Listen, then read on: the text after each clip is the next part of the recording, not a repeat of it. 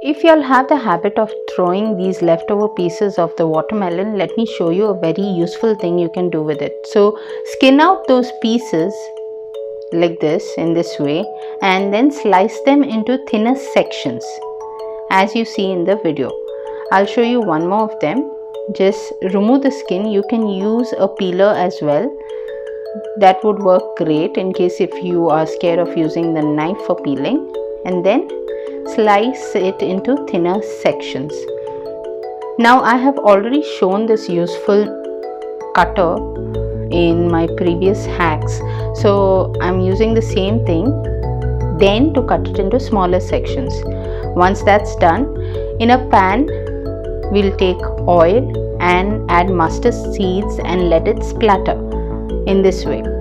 Once that's done, you're going to add cumin seeds, just about a teaspoon, and then the chopped part of the watermelon that you had sliced.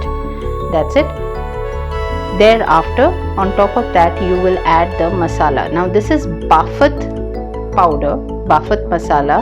If you all do not have this, you all can even use the primary masalas. That's it: coriander, turmeric, and the chili powder. Keep stirring it.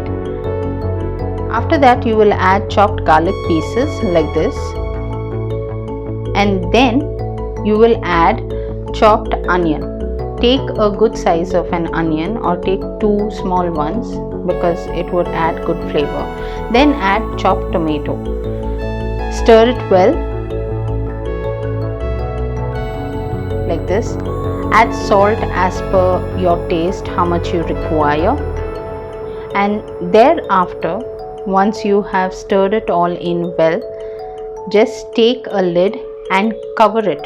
Leave it under low flame for 20 minutes. And this is what we have finally once it is cooked.